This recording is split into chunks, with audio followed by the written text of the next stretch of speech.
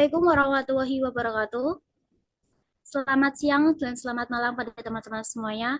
Dan yang saya hormati Ibu Dr. Kertati Sumekar SEMM selaku dosen pengampu pada mata kuliah Teori Portofolio dan Analisis Investasi kelompok 4 di kelas D. Perkenalkan, kami dari kelompok 4 yang akan mempresentasikan terkait beta, di mana beta disesuaikan dan beta untuk pasar modal berkembang.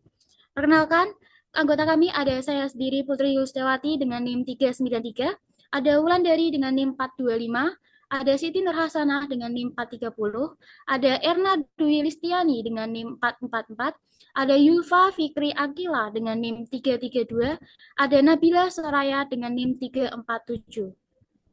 Selanjutnya adalah beta. Beta merupakan sebuah matris yang digunakan dalam analisis keuangan untuk mengukur sejauh mana pergerakan harga suatu saham ataupun portofolio saham yang berfluktuasi seiring dengan pergerakan pasar secara keseluruhan.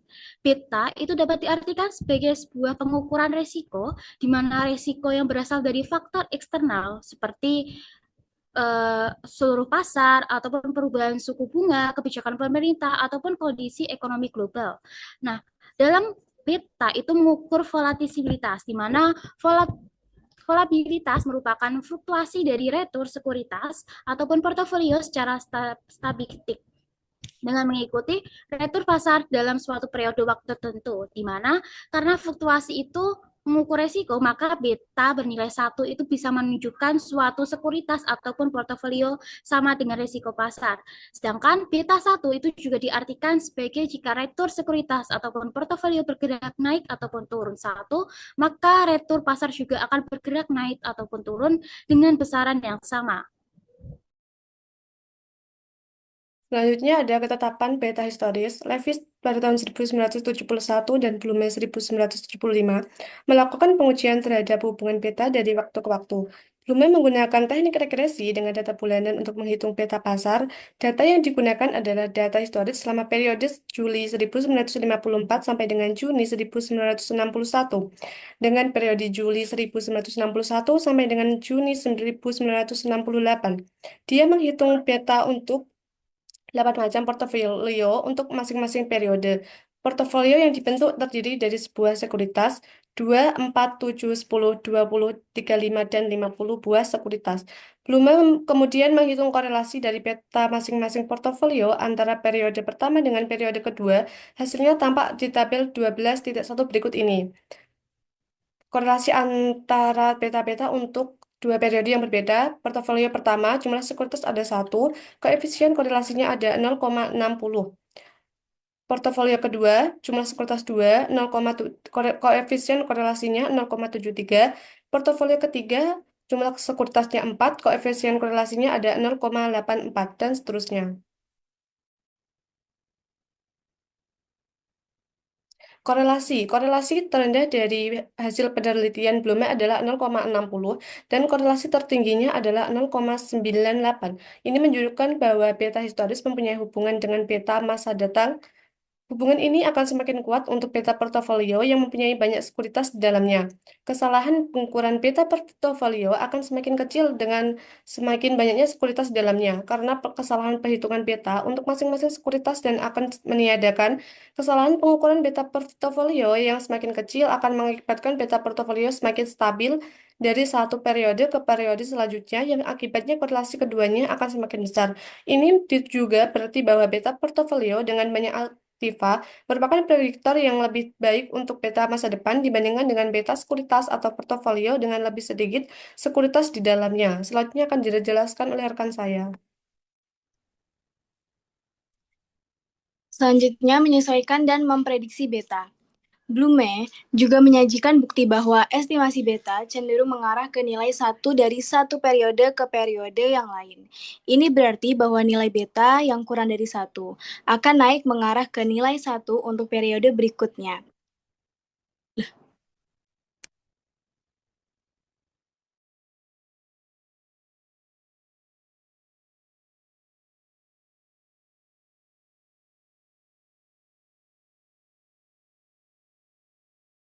Baik, saya lanjutkan. Tabel 12.2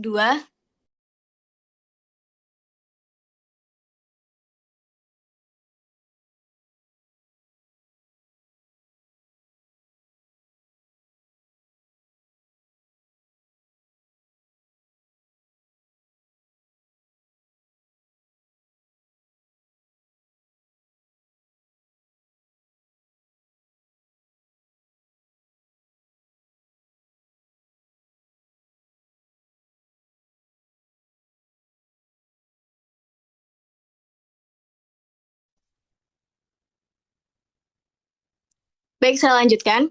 Tabel 12.2 berikut menunjukkan hasil dari penelitian Blume ini. Beta untuk periode kedua yaitu periode 1961 sampai dengan Juni 1968 akan meningkat mengarah ke nilai 1 jika beta periode pertama lebih kecil dari 1. Sebaliknya, beta periode kedua akan turun mendekati nilai 1 jika beta periode pertama lebih besar dari 1. Bisa dilihat dari tabel di sebelahnya, slide selanjutnya. Blume kemudian mencoba untuk menyesuaikan nilai beta historis supaya mengandung kecenderungan ini. Blume mengasumsikan bahwa penyesuaian beta seperti ini untuk suatu periode akan merupakan estimasi yang baik untuk menyesuaikan periode berikutnya. Untuk melakukan penyesuaian di periode pertama, Blume menghitung lagi beta semua sekuritas untuk periode sebelumnya, yaitu periode 1948 sampai 1954. Dia kemudian meregresikan beta-beta sekuritas periode sebelumnya ini lawan beta-beta sekuritas periode pertama. Hasil dari regresi diperoleh persamaan sebagai berikut. Variabel regresi I2 adalah beta untuk sekuritas ke I di periode 1955 sampai 1961 dan Bill adalah beta sekuritas ke I untuk periode sebelumnya. Selanjutnya, persamaan ini dapat digunakan untuk memprediksi beta untuk periode mendatang. Misalnya, beta sekuritas yang didapat dari hasil teknik regresi untuk periode adalah sebesar 2,0. Beta ini dianggap sebagai Bill dari persamaan di atas. Beta sekuritas ini untuk periode sebelumnya dapat diprediksi sebesar BI2 yaitu sebesar 0,343 ditambah 0,677 sama dengan 1,697. Jika beta ini suatu sekuritas untuk periode pertama sebesar 0,5, maka beta sekuritas ini untuk periode kedua akan diprediksi sebesar 0,343 ditambah 0,677 atau 0,5 sama dengan 0,682. Hasil-hasil ini menunjukkan bahwa persamaan tersebut akan menurunkan hasil beta yang lebih besar dari 1. Dicontoh adalah dari beta 0,2 menjadi 1,697 dan meningkatkan beta yang lebih kecil dari 1. Dicontoh adalah beta 0,5 menjadi 0,682 untuk beta periode selanjutnya. Selanjutnya akan dijelaskan oleh teman saya. Selanjutnya, untuk beta, untuk pasar modal berkembang.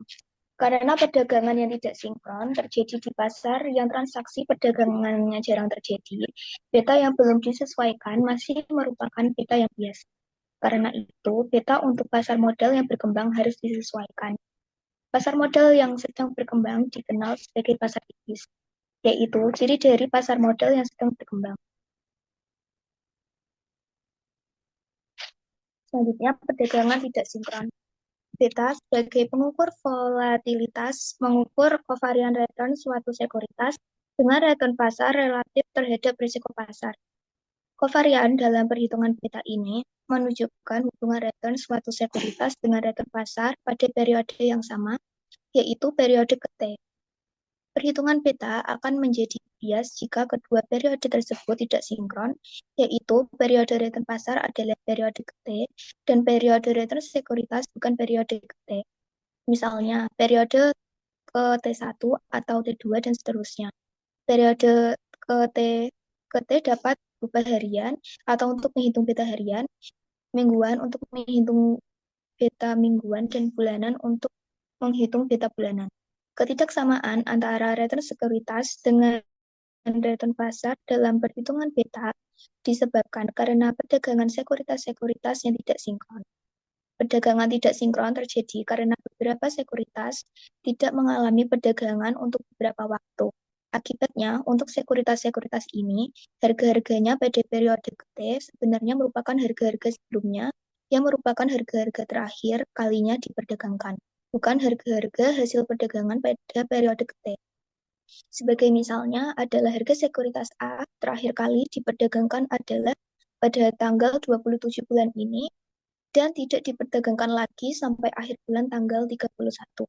Pada waktu menghitung beta menggunakan data akhir bulan untuk sekuritas A, terjadi ketidaksinkronan, yaitu harga sekuritas. Selanjutnya akan disampaikan teman saya.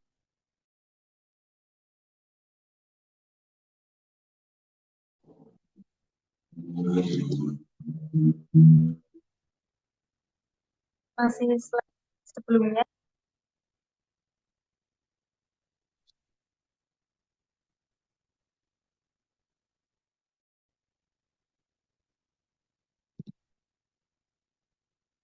A. Hasil dari transaksi tanggal 27 dihubungkan dengan harga indeks pasar pada tanggal 31. Ketidaksinkronan juga terjadi dalam perhitungan beta untuk sekuritas lainnya, yaitu harga sekuritas ini pada tanggal 31 dihubungkan dengan harga indeks pasar walaupun pada tanggal 31 yang tetapi dibentuk dari harga sekuritas yang bukan pada tanggal 31. Bias ini akan semakin besar dengan semakin banyaknya sekuritas-sekuritas yang tidak diperdagangkan. Sehingga harga indeks pasar pada periode tertentu sebenarnya dibentuk dari harga-harga sekuritas periode sebelumnya. Selanjutnya,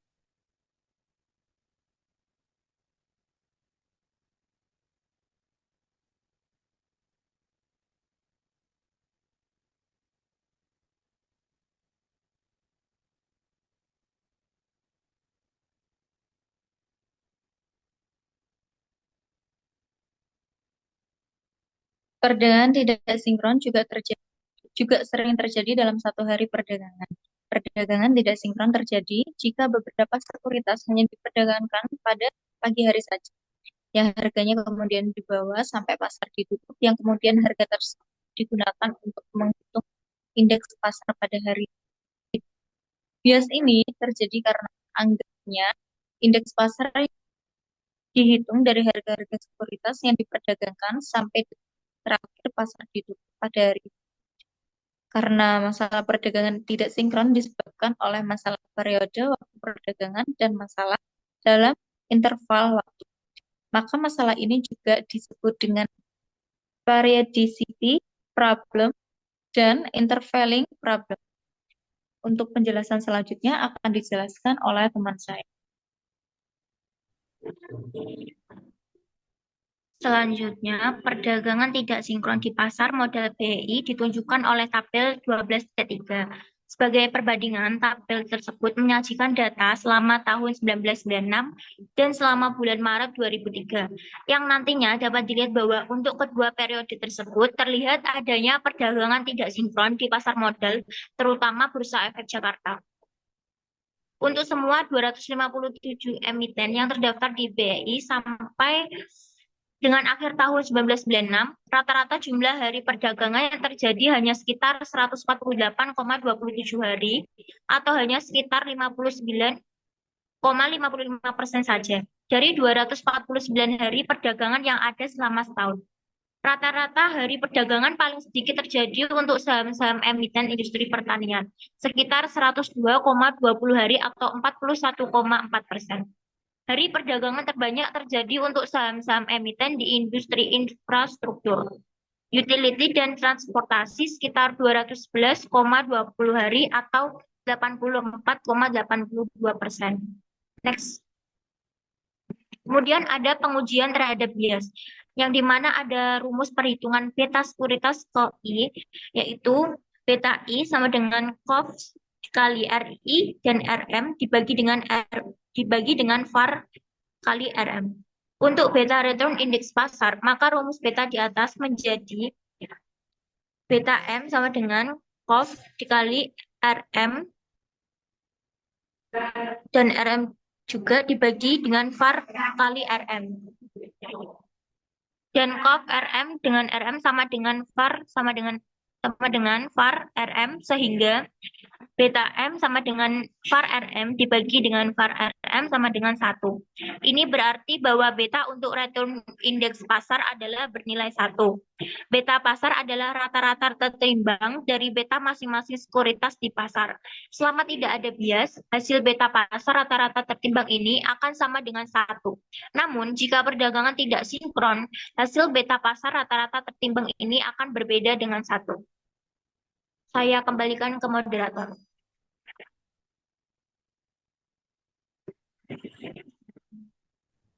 Terima kasih. Itu tadi penyampaian presentasi dari kami terkait beta, materi beta kami dari kelompok 4 undur diri. Sekian, terima kasih.